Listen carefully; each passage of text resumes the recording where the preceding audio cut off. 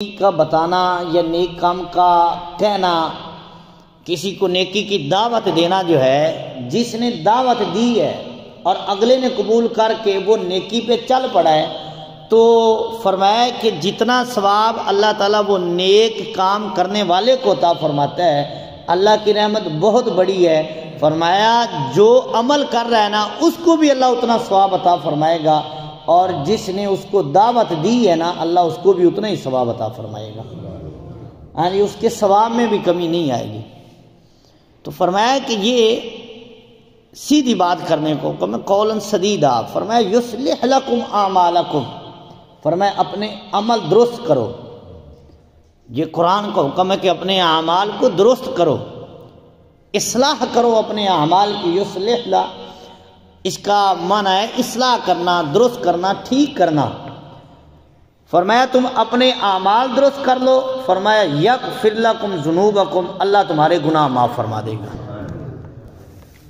ہاں جی، تو جو اپنے اعمال درست کرتا ہے، اعمال کی درستگی پہ توجہ کرتا ہے، تو قرآن کہتا ہے عمل تم اپنے سنوار دو اور اللہ تعالیٰ گناہ تمہارے بخش دے گا۔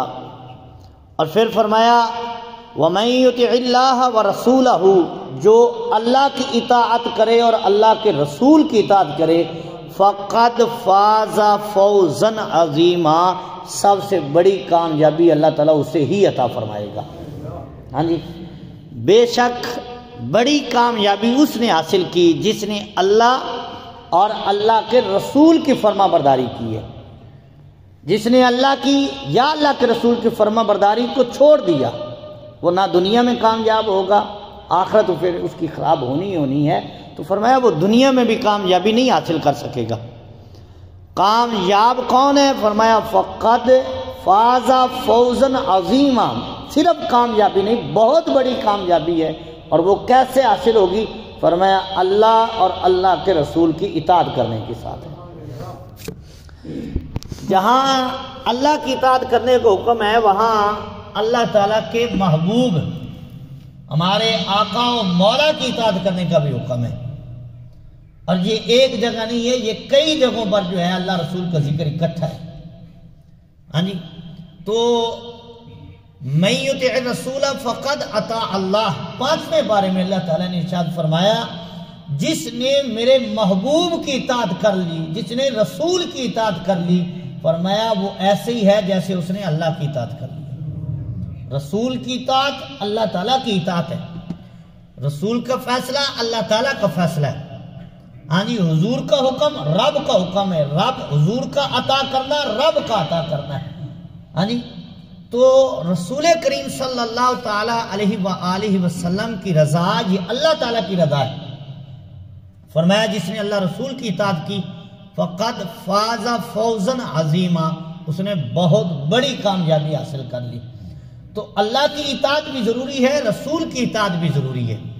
تو پھر اس سے ایک اور چیز بھی سامنے نظر آتی ہے، جو مسئلہ سامنے حل ہوتا ہے، وہ یہ ہے کہ جس طرح قرآن کی ضرورت ہے اسی طرح دین کو سمجھنے کے لیے حضور کے فرمان کو سمجھنا بھی ضروری ہے۔ ہاں جی، جس طرح قرآن پر عمل ضروری ہے اسی طرح حضور کی حدیث پر عمل کرنا بھی ضروری ہے۔ اگر صرف قرآن پڑھیں اور حدیث کو چھوڑیں تو قرآن کی بہت ساری آیات ایسی ہیں جو بندے کی سمجھ میں بھی نہیں آ سکتی، جن کی وضاحت ہمیں حضور کے فرمان میں ملتی ہے۔ تو اس لیے حدیث دین میں ضروری ہے، جس طرح قرآن حجت ہے اسی طرح حدیث بھی حجت ہے، جس طرح قرآن کی ضرورت ہے اسی طرح حدیث کی بھی ضرورت ہے۔ ہاں جی، قرآن پاک میں ہے کہ یضل بہ کثیرا ویہدی بہ کثیرا، فرمایا اگر صرف قرآن کو دیکھو تو قرآن تو خود اعلان کر رہا ہے کہ قرآن سے بہت سارے لوگ گمراہ ہو جاتے ہیں، ویہدی بہ کثیرا، اور بہت سارے لوگ اس سے ہدایت حاصل کرتے ہیں۔ اور پھر دوسری بات دیکھیں، اللہ تعالیٰ نے گمراہی کا ذکر پہلے کیا ہے اور ہدایت کا بعد میں کیا ہے۔ ہاں جی، یعنی قرآن، اب دیکھیں نا، قرآن شروع میں اگر ہم پڑھیں تو قرآن پاک میں ہے الف لام میم ذالک الکتاب لا ریب فیہ ھدی للمتقین۔ قرآن گمراہ کرنے کے لیے نہیں آیا، ہدایت دینے کے لیے آیا۔ قرآن سے ہدایت ملتی ہے، اگر قرآن سے ہی گمراہی ہو جائے تو پھر ہدایت کہاں سے نصیب ہوگی؟ حضور کا قرآن معجزہ ہے اور قیامت تک کے لیے قرآن ہدایت ہے۔ اور پھر قرآن میں ہی اللہ تعالیٰ نے ارشاد فرمایا ہے یُضِلُّ بِهِ کثیرا وَیَہْدِی بِهِ کثیرا، فرمایا اس سے جو ہے وہ بہت سارے بندے جو ہیں وہ گمراہ بھی ہو جاتے ہیں۔ اچھا قرآن پڑھ کے بندہ گمراہ ہو جاتا ہے، بھلا یہ بھی سمجھ آتی ہے، لیکن قرآن کا فیصلہ ہے کہ لوگ گمراہ ہو جاتے ہیں۔ کب گمراہ ہوتے ہیں؟ جب قرآن کو صحیح سمجھے نا، جب قرآن کو اچھے طریقے سے پڑھے نا، جب قرآن کے معانی اور مطالب اچھے طریقے سے نہیں سمجھ سکے تو پھر کیا ہے؟ گمراہی ان کا مقدر ہے۔ ہدایت کب نصیب ہوگی؟ جب رسول کریم صلی اللہ تعالیٰ علیہ وآلہ وسلم کا دامن ہاتھ میں ہو اور پھر قرآن پڑھے تو پھر اس کو قرآن گمراہی نہیں دے گا، قرآن ہدایت عطا فرمائے گا۔ ہاں جی، جب استاد کے بغیر کوئی خود ہی قرآن سمجھنا چاہے، ہاں جی، جب کسی سے پڑھنے کے بغیر ہی کوئی قرآن سمجھنا چاہے تو پھر وہ گمراہ ہو جائے گا، ہدایت نہیں پا سکے گا۔ ہدایت اس وقت ہوگی جب کوئی سچا عاشق رسول ہو، اس کی بارگاہ میں بندہ بیٹھے، پھر قرآن سمجھ بھی آئے گا اور قرآن سے ہدایت بھی نصیب ہو جائے گی۔ تو حدیث حجت ہے، حدیث ضروری ہے، بغیر حدیث کے نہ قرآن سمجھ آ سکتا ہے اور نہ ہی دین سمجھ آ سکتا ہے۔ جو حضور علیہ السلام کے فرمانے عالی شان ہے، جو قرآن کے علاوہ حضور کے ارشاد ہیں وہ احادیث ہیں، اور احادیث ہمارے لیے جو ہے وہ ضروری ہے قرآن کو سمجھنے کے لیے، دین اور شریعت کو سمجھنے کے لیے۔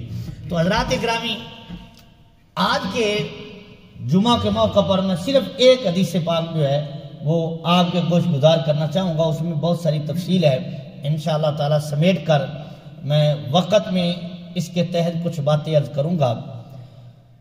رسول کریم صلی اللہ تعالی علیہ وآلہ وسلم اپنے صحابہ کرام اور غلاموں کے ساتھ بیٹھے ہوئے تھے، اس کو کشف الخفا میں اور علامہ طبری نے بھی اس حدیث کو نقل کیا ہے۔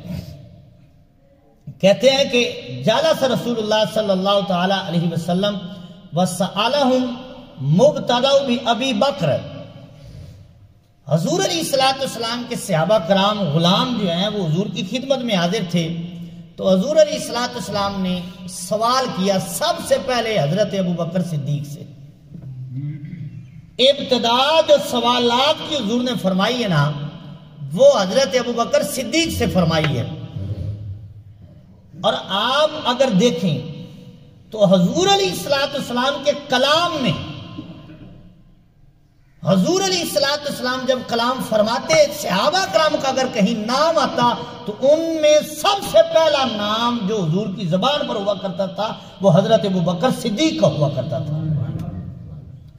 اور یہ میں عقیدت کے پیش نظر نہیں کہہ رہا، میں حدیث کے حوالے سے کہہ رہا ہوں۔ 20 حدیثیں ایسی موجود ہیں، حضرت عبداللہ بن عمر رضی اللہ تعالیٰ عنہ کا قول موجود ہے، آپ فرماتے ہیں کہ ایک بار نہیں کئی بار ہم نے حضور علیہ السلام کی زبان اقدس سے سنا۔ اور آپ فرماتے ہیں کہ جب صحابہ کرام حضور کی مجلس میں حاضر ہوتے تھے حضور علیہ السلام کے ظاہری حیات میں، ہم نے ایک بار نہیں کئی بار حضور کی زبان اقدس سے یہ الفاظ سنے کہ میں گیا اور ابو بکر گیا اور عمر گیا، میں آیا ابو بکر آیا اور عمر آیا، ہاں جی، میں بیٹھا ابو بکر بیٹھا اور عمر بیٹھ گئے۔ ہاں جی، تو اس انداز سے جو ہے نا یہ بیان کرنا کہ حضور کے بعد اس امت میں کسی کا نام آئے وہ حضرت ابو بکر صدیق کا نام آئے، تو یہ ہمارا طریقہ نہیں ہے، یہ حضور کی عطا کردہ تعلیم ہے، یہ حضور نے تعلیم دی ہے کہ حضور علیہ السلام کے بعد جس کا نام اس امت میں آتا تھا وہ حضرت ابو بکر صدیق رضی اللہ تعالی عنہ کا نام آتا تھا۔ حضور علیہ السلام کی مجلس میں، بڑی پیاری بات ہے، بخاری شریف میں حدیث موجود ہے، حضور علیہ السلام کی مجلس میں ایک بار یہ ذکر کیا گیا کہ ایک بچڑا جو ہے نا اس نے کلام کیا، تو حضور علیہ السلام نے فرمایا اس میں تعجب والی کوئی نہیں بات، بچڑا کلام کر سکتا ہے۔ اچھا، اب یہ کلام جب ہوگی بات ختم ہو گئی تو سرکار علیہ حضرت اس مجلس میں نہ حضرت ابو بکر صدیق موجود تھے اور نہ ہی حضرت فاروق اعظم رضی اللہ تعالی عنہ موجود تھے۔ حضور کے یہ دونوں صحابی، دونوں یار جو ہیں یہ موجود نہیں تھے حضور کی مجلس میں، سرکار کی خدمت میں، یہ حضور کی بارگاہ عالیہ میں اس وقت موجود نہیں تھے، یعنی اپنے کام سے اپنے گھر یا کہیں موجود تھے۔ تو اب ادھر یہ ذکر ہو رہا ہے کہ بچڑے نے کلام کیا ہے، تو حضور علیہ السلام نے فرمایا اس پر میں بھی ایمان لاتا ہوں، میرا ابو بکر بھی ایمان لاتا ہے، عمر بھی ایمان لاتا ہے رضی اللہ تعالیٰ عنہما صلی اللہ تعالیٰ علیہ وآلہ وسلم۔ اب دیکھیں محبت کا عالم کیا ہے، حضور کی مجلس میں موجود نہیں ہے اور ان کا ایمان کتنا مضبوط ہے۔ سرکار فرماتے ہیں تم تو شک کر رہے ہو، لیکن نہ میں شک کرتا ہوں، نہ ابو بکر شک کرتا ہے اور نہ ہی عمر شک کرتے ہیں۔ ہاں جی، اور پھر ایک اور اس طرح کی حدیث پاک بخاری شریف میں موجود ہے، حضرت جابر رضی اللہ تعالیٰ عنہ، آپ کے باپ کا وہ مسئلہ جب آپ کے قرض کا معاملہ حضور نے حل کیا، باپ پہ جا کر دعا کی تو آپ بتانے کے لیے حاضر ہوئے، یا رسول اللہ میرا قرض اتر گیا ہے، مسئلہ حل ہو گیا ہے، قرض کھاؤں کا قرض پورا ہو گیا، کھجوریں تھوڑی تھی لیکن پھر بھی پورا ہو گیا ہے۔ یعنی سرکار نے جو کرم فرمایا، حضور نے قدم رنجہ فرمایا، دعا کی، کھجوریں پوری ہو گئی، واقعہ مشہور ہے، آپ نے سنا ہوا ہے۔ اب واپس آئے حضرت جابر رضی اللہ تعالیٰ نے حضور کو بتانے کے لیے، اب محبت کی مثال دیکھیں، اور حضرت صدیق اکبر کا پہلے نام دیکھیں۔ حضرت جابر حضور کی خدمت میں آ کر حاضر ہوئے، عرض کیا رسول اللہ مسئلہ حل ہو گیا ہے، قرضہ اتر گیا ہے، آپ نے کرم فرما دیا ہے۔ تو سرکار نے فرمایا جاؤ میرے ابو بکر کو بھی بتاؤ، وہ موجود نہیں ہے، اور سرکار فرما رہے ہیں جاؤ ابو بکر کو بھی بتا کر آؤ اور عمر کو بھی بتا کر آؤ۔ تو حضرت جابر رضی اللہ تعالیٰ عنہ حضرت صدیق اکبر کو بتانے جاتے ہیں، تو جب ان کے پاس گئے نا اور بتایا کہ میرا معاملہ حل ہو گیا، میرا قرضہ اتر گیا ہے، تو حضرت صدیق اکبر نے فرمایا تو اب بتا رہا ہے، ہمیں تو اسی وقت پتہ چل گیا تھا کہ جب سرکار نے تیرے باپ کی طرف قدم اٹھا دیا تو ہمیں تو اسی وقت یقین ہو گیا تھا کہ اب تو جابر کا قرضہ نہیں رہے گا، کیونکہ قدم حضور نے ان کی طرف اٹھا جو دیا ہے۔ ایک اور اس کی مثال دیکھیں، حضرت انس رضی اللہ تعالیٰ عنہ، آپ راوی ہیں، اگر آپ کو یاد ہو تو یہ تقریباً 5ویں حدیث پاک ہے۔ ہاں جی، حضرت انس رضی اللہ تعالیٰ عنہ آپ کہتے ہیں کہ حضور کی بارگاہ میں ایک شخص نے سوال کیا متا الساعہ، یا رسول اللہ علیہ السلام قیامت کب قائم ہوگی؟ تو سرکار نے فرمایا قیامت کو پوچھنے والے قیامت کی تیاری کتنی کی ہے، قیامت کی تیاری کتنی کی ہے؟ تو اب سوال کرنے والے صحابی تھے، انہوں نے عرض کی یا رسول اللہ علیہ السلام نہ اتنی نمازیں ہیں، نہ اتنی زکوٰۃ ہے، نہ کوئی اتنی حج ہے، اور نہ ہی کوئی اتنے روزے رکھے ہیں۔ اس کا مطلب یہ نہیں کہ فرضی نمازیں وہ چھوڑ دے، فرضی نماز نہیں، نفلی نماز کی وہ بات کر رہے ہیں۔ ہاں جی، اور صحابی ہو نماز چھوڑ دے یہ نہیں ہو سکتا۔ ہاں جی، تو اس صحابی نے عرض کی یا رسول اللہ علیہ السلام نماز روزہ اتنا نہیں ہے، لیکن اتنی بات ضرور ہے کہ ہم آپ سے محبت کرتے ہیں۔ اور دوسرا اس کا مطلب یہ بنتا ہے کہ اے اللہ کے رسول یا رسول اللہ علیہ السلام ہمیں نماز پہ بھروسہ نہیں ہے، ہمیں روزے پر اتنا بھروسہ نہیں ہے، ہمیں حج پہ بھروسہ نہیں ہے، ہمیں جس چیز پر بھروسہ ہے وہ آپ کی محبت ہے، کہ ہم آپ سے محبت کرتے ہیں، ہم آپ سے محبت کرتے ہیں۔ تو اب اگلا جملہ سنیے، حضور علیہ السلام نے فرمایا پھر تمہیں مبارک ہو، حضور علیہ السلام نے فرمایا جو جس کے ساتھ محبت کرتا ہے قیامت کے دن اسی کے ساتھ اٹھایا جائے گا، جس کے ساتھ محبت کرتا ہے قیامت کے دن اسی کے ساتھ اٹھایا جائے گا۔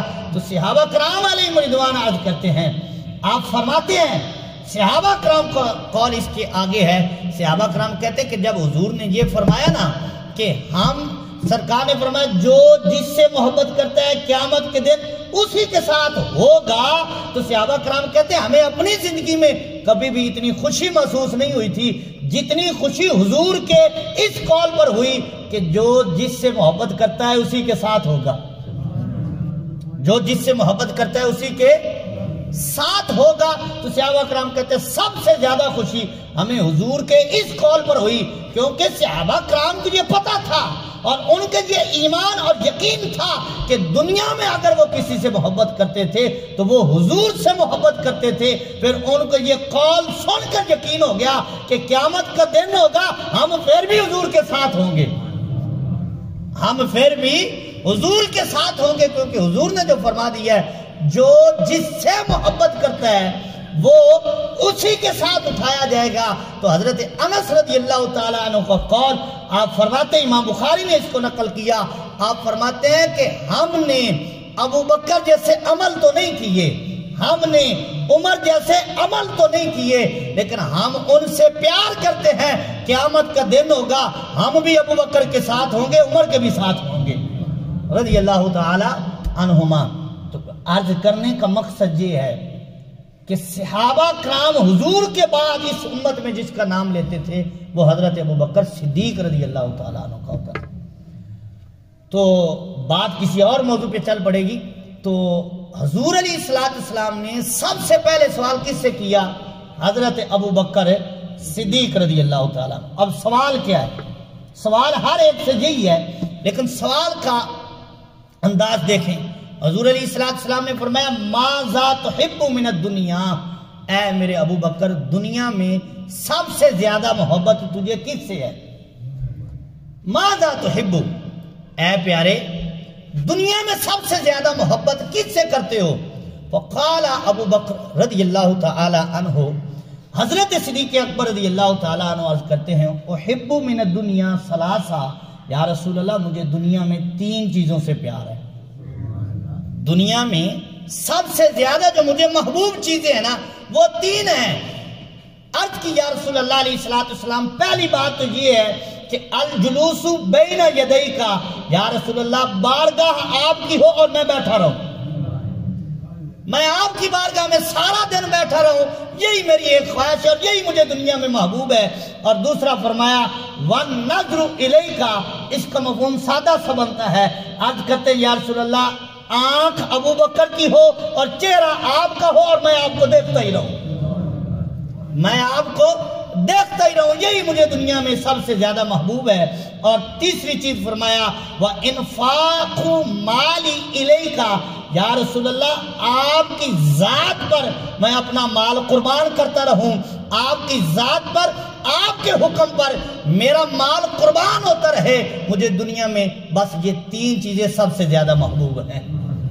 ہاں جی، اور ایک روایت کا مفہوم اس سے ہٹ کر اس میں یہ ہے کہ آپ نے آج کی یا رسول اللہ مجھے یہ محبوب ہے کہ بیٹی میری آپ کے نکاح میں رہے، ہاں جی یہ مجھے محبوب چیزیں ہیں۔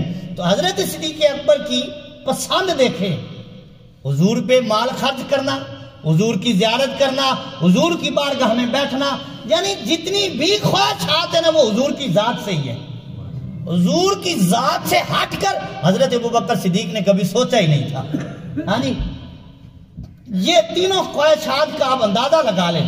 اور روایات میں آتا ہے کہ حضور علیہ السلام حضرت ابو بکر صدیق رضی اللہ تعالی عنہ کا مال اس طرح خرچ کرتے تھے جیسے بندہ اپنا مال خرچ کرتا ہے۔ اور حضرت بلال کو جب حضرت صدیق اکبر نے خریدا تو سرکار علیہ السلام نے فرمایا اے ابو بکر میرا مال بھی شامل کر لے، اس میں میری طرف سے میرا پیسہ، میرے پیسے جو ہیں وہ بھی شامل کر لیں حضرت بلال کو خریدنے میں۔ تو حضرت ابو بکر صدیق رضی اللہ تعالیٰ عنہ نے عرض کی یا رسول اللہ میں بھی آپ کا ہوں، میرا مال بھی تو آپ کا ہی ہے، یہ جو ہے یہ بھی تو آپ کا ہی ہے، میرا اس میں کیا ہے۔ اور جب سرکار علیہ السلام نے ارشاد فرمایا کہ مجھے سب سے زیادہ جس کے مال نے نفع دیا ہے نا وہ ابو بکر کا مال ہے رضی اللہ تعالی عنہ، سب سے زیادہ جس کے مال نے نفع دیا ہے، فرمایا وہ کوئی اور نہیں ہے، وہ حضرت ابو بکر صدیق رضی اللہ تعالی عنہ کا مال ہے۔ اور جتنا اسلام کے لیے مال حضرت ابو بکر صدیق نے خرچ کیا اتنا کسی نے نہیں کیا ہے، سب سے زیادہ خرچ حضرت صدیق اکبر رضی اللہ تعالیٰ عنہ کرنے والے ہیں۔ جب سرکار نے فرمایا کہ جتنا مجھے نفع حضرت ابو بکر صدیق کے مال نے دیا ہے اتنا کسی کے مال نے نہیں دیا، تو آپ کے آنسو جاری ہو گئے، رونے لگ گئے۔ آج کی یا رسول اللہ میں کون ہوتا ہوں، میں کون ہوتا ہوں مال خرچ کرنے والے؟ یا رسول اللہ میں بھی آپ کا ہوں، میرا مال بھی آپ کا ہی ہے، سب کچھ آپ کا ہی ہے، یا رسول اللہ میرا کیا ہے؟ ہاں جی تو یہ آپ کی خواہش رہی ہے اور آپ کو پسند رہا ہے کہ مال میرا ہو اور حکم حضور کا ہو اور یہ خرچ ہوتا جائے۔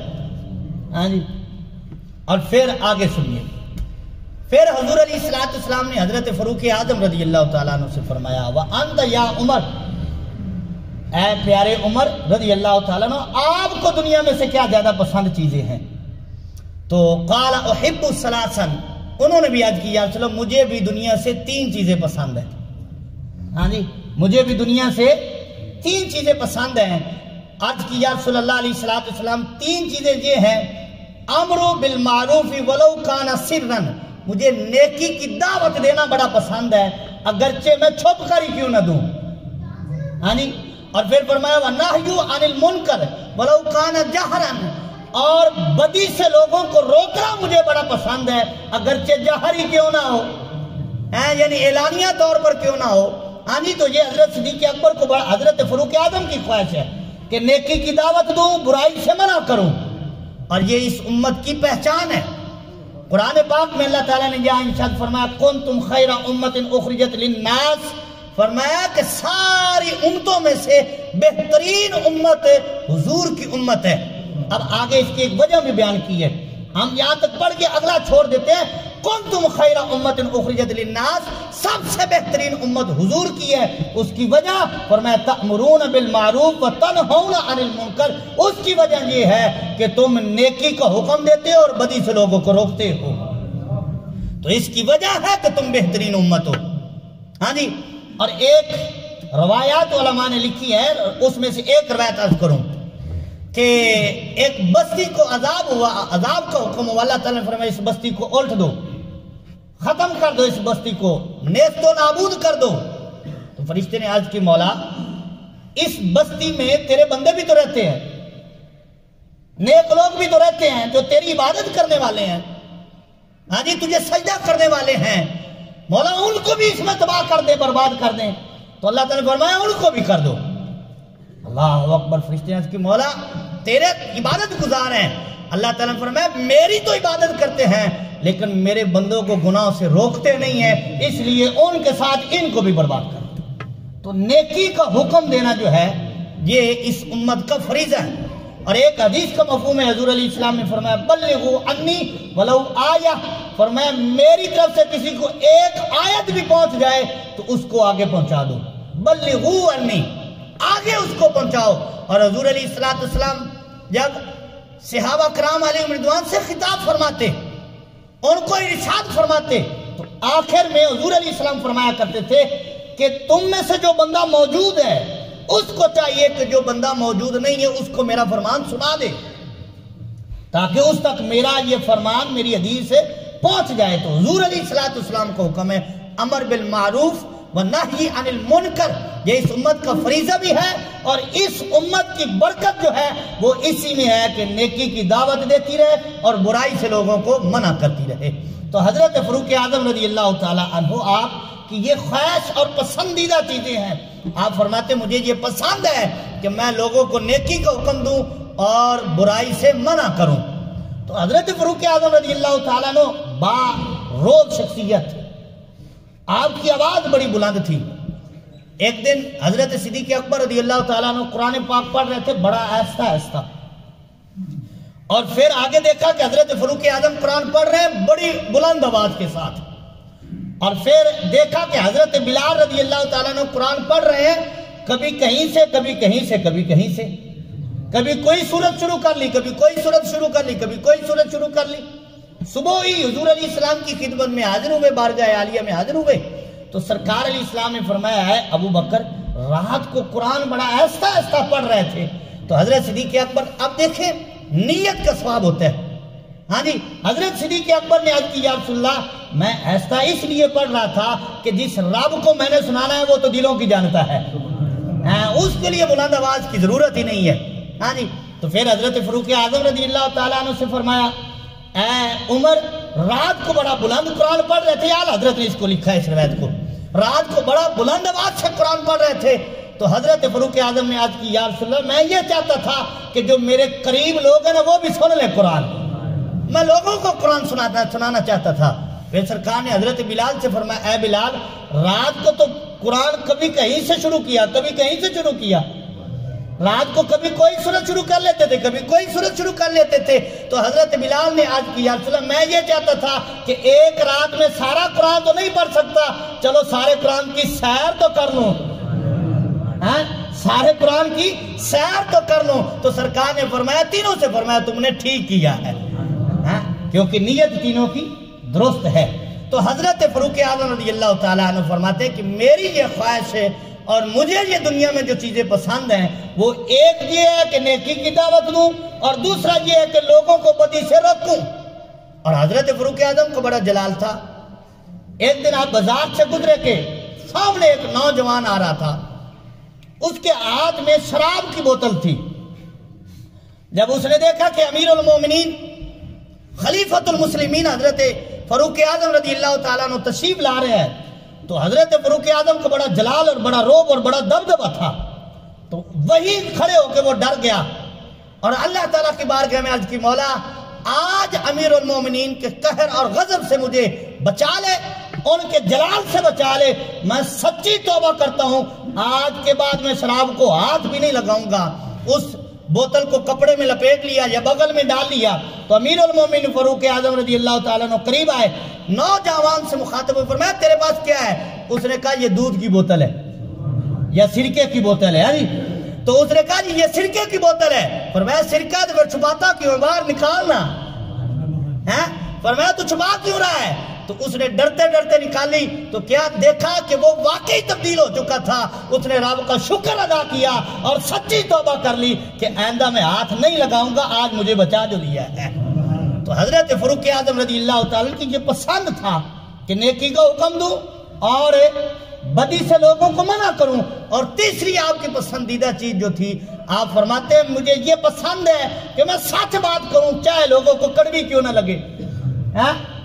میں حق بات کروں، لوگوں کو کڑوی لگتی رہے. اور سرکار نے فرمایا کہ اللہ تعالیٰ نے عمر کی زبان پر حق کو جاری کر دیا ہے، وہ ہمیشہ سچی بات کرتے ہیں چاہے وہ کڑوی ہی کیوں نہ ہو. تو آپ کی زبان پر اللہ تعالیٰ نے حق کو جاری کر دیا. تو فرمایا مجھے دنیا میں 3 چیزیں پسند ہیں، ایک نیکی کی دعوت دینا، بدی سے منع کرنا اور سچی بات کرنا. اور پھر سرکار نے فرمایا وَأَنْتَ يَا عثمان، اے پیارے عثمان رضی اللہ تعالی عنہ، آپ بتائیے ماذا تحب من الدنیا، آپ کو دنیا سے کیا پسند ہے؟ سبحان اللہ. تو حضرت حضرت عثمان غنی رضی اللہ تعالیٰ عنہ عرض کرتے ہیں یا رسول اللہ علیہ السلام، مجھے جو دنیا سے پسند ہے نا، وہ پہلی چیز یہ ہے اطعام الطعام، میں بھوکوں کو کھانا کھلاؤں. بھوکوں کو کھانا کھلانا مجھے بڑا پسند ہے. وَإِفْشَاءُ السَّلَامِ، اور سلام پھیلانا، جو بھی ملے اس کو سلام کرنا مجھے پسند ہے. سلام سلامتی کی دعا ہے. کسی کو جب ہم کہتے ہیں نا السلام علیکم ورحمت اللہ وبرکاتہ، اس کا مطلب ہے ہم اس کو سلامتی کی دعا دے رہے ہیں، تجھ پر اللہ کی رحمت نازل ہو. وہ آگے سے کہتے ہیں وعلیکم السلام، تجھ پر بھی اللہ کی رحمت ہو. تجھ پر بھی اللہ کی رحمت ہو. اور بخاری شریف کے شروع میں ایک حدیث پاک ہے، اس کا مفہوم میں عرض کر دیتا ہوں. حضور علیہ السلام سے عرض کیا گیا یا رسول اللہ علیہ السلام، اسلام میں بہترین کام کون سا ہے؟ اسلام میں بہترین کام کون سا ہے؟ کوئی اچھا عمل بتائیے. تو سرکار نے 2 فرمائے اطعام الطعام، ایک بھوکے کو کھانا کھلانا اسلام میں بہترین کام ہے. اور پھر فرمایا سلام کرنا، من عرفت و من لم تعرف، کوئی جانتا ہو نہ جانتا ہو مسلمان، فرمایا اس کو سلام کرنا جو ہے یہ اسلام میں بہترین کام ہے. تو حضرت عثمان غنی فرماتے مجھے یہ پسند ہے کہ میں لوگوں بھوکوں کو کھانا کھلاؤں اور لوگوں کو سلام کروں. اور پھر آگے فرمایا وَالصَّلَاةُ بِاللَّيْلِ وَالنَّاسُ نِيَامٌ، فرمایا مجھے رات کی نماز پسند ہے کہ میں رب کو سجدہ کر رہا ہوں اور لوگ سو رہے ہوں. فرمایا جب رات کو لوگ سوتے ہیں میں کھڑے ہو کر رب کی عبادت کروں، مجھے یہ بہت زیادہ پسند ہے. اور فرمایا دنیا میں سب سے زیادہ پسندیدہ میری 3 چیزیں ہیں. فرمایا ایک کھانا کھلانا، دوسرا سلام کرنا، اور تیسرا جو ہے فرمایا وہ رات کی نماز مجھے بڑی پسند ہے. سبحان اللہ. تو پھر آگے سرکار نے فرمایا وَأَنْتَ يَا عَلِي، اے علی آپ کو کیا پسند ہے؟ رضی اللہ تعالی عنہ. اب حضرت شیر خدا کی پسندیدہ چیزیں دیکھیں.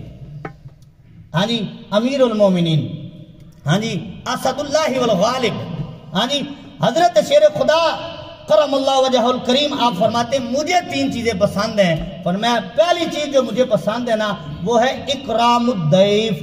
میرے گھر کوئی مہمان آ جائے اور میں اس کے ساتھ عزت کے ساتھ پیش آؤں، فرمایا مجھے سب سے زیادہ پسند ہے. ہاں جی، مہمان کی مہمان نوازی کرنا، فرمایا یہ مجھے پسند ہے. اور ہو حضور کی آل اور مہمان خالی چلا جائے، یہ ہو ہی نہیں سکتا. ہاں جی، تو حضرت شیر خدا رضی اللہ تعالیٰ عنہ فرماتے ہیں کہ مجھے سب سے زیادہ پسندیدہ چیزیں دنیا میں 3 ہیں. فرمایا اکرام الضیف، یہ کہ مہمان آئے میں اس کو کھانا کھلاؤں. اور دوسرا فرمایا والصوم بالصیف، فرمایا گرمی کے روزے رکھنا.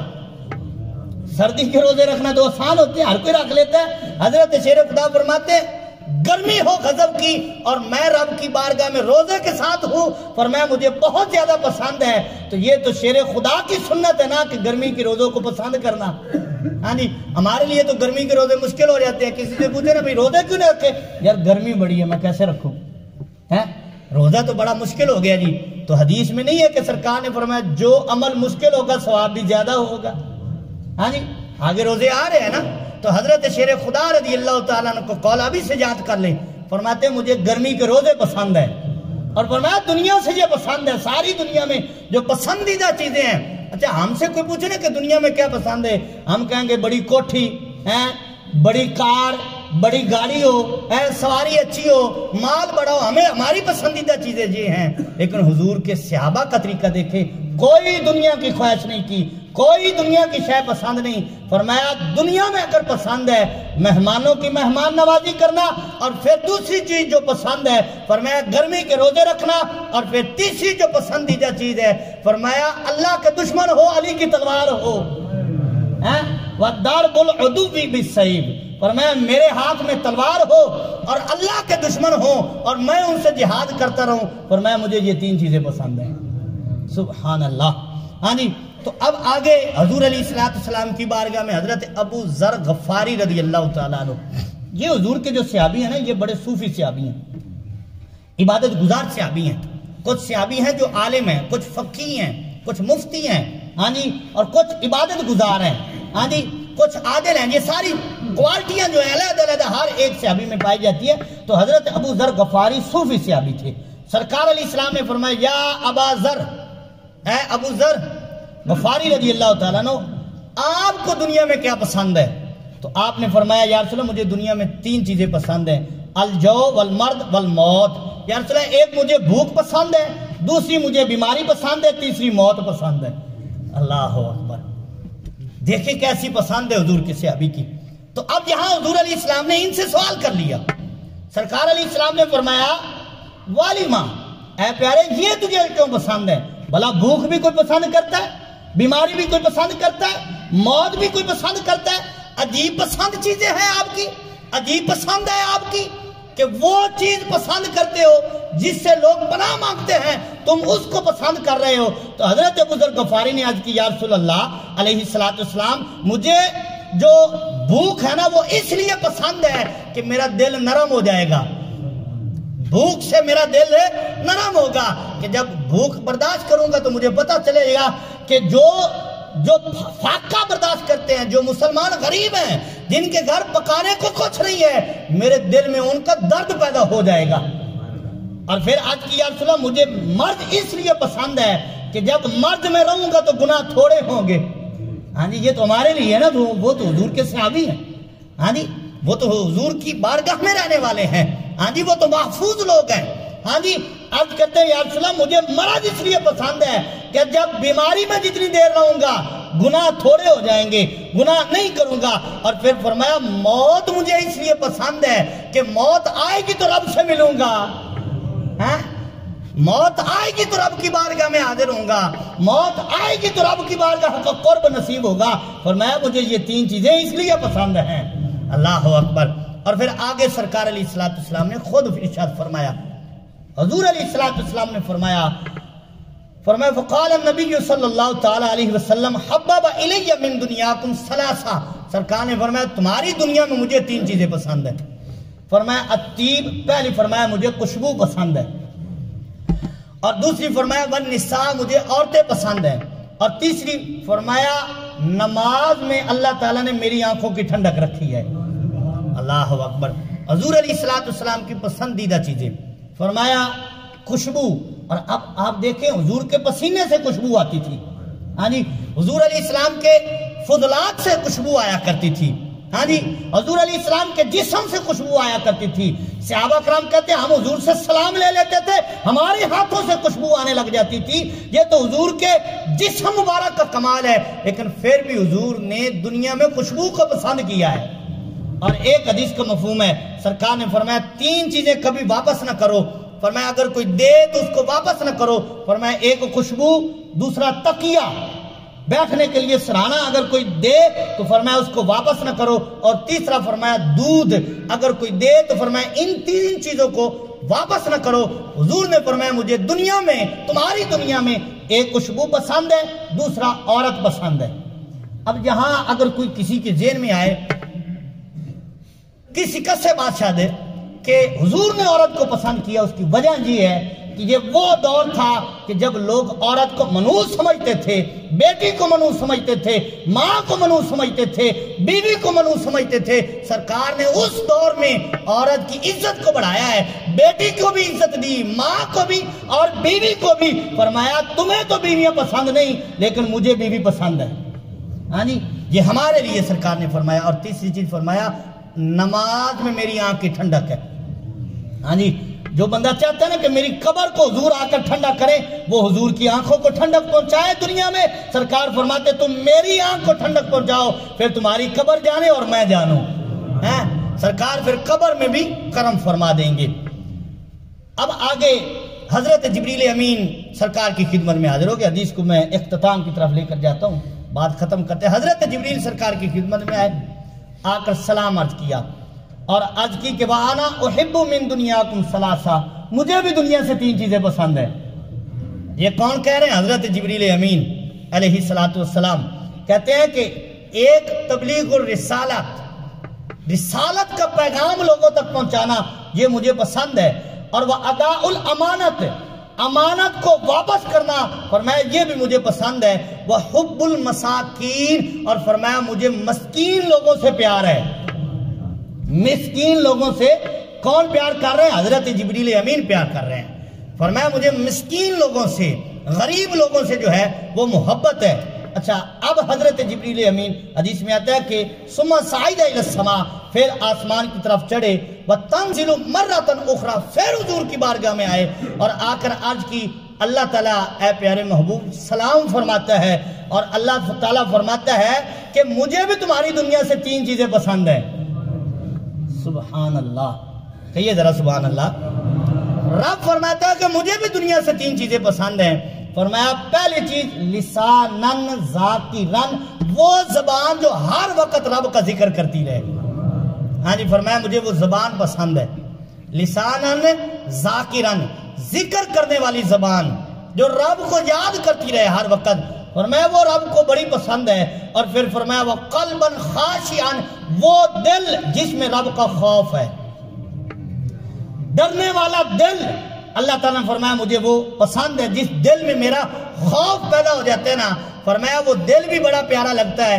وہ زبان جس پہ میرا نام جاری ہو جاتا ہے، فرمایا وہ زبان بھی بڑی پیاری لگتی ہے۔ اور پھر فرمایا وہ جسم ہے جس پر مصیبت آئے وہ واویلا نہ کرے، بے صبری نہ کرے، غلط جملے نہ بولے، وہ صبر کرے، فرمایا مجھے وہ بندہ بھی بڑا پیارا لگتا ہے۔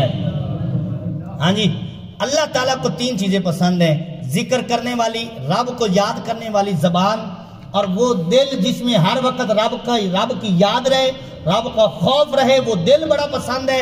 اور وہ جسم ہے کہ کوئی مصیبت آ گئی ہے، کوئی پریشانی آ گئی ہے، کوئی آزمائش آ گئی ہے تو وہ بے صبری نہ کرے، اللہ تعالیٰ کی طرف جو ہے وہ یہی کہے انا للہ و انا الیہ راجعون، الحمدللہ کہہ کر رب کا شکر ادا کرے۔ فرمایا وہ بندہ بھی بڑا پسند آتا ہے، جسم بھی بڑا پسند ہے۔ اور پھر فرمایا لَإِن شَكَرْتُمْ لَأَزِيدَنَّكُمْ،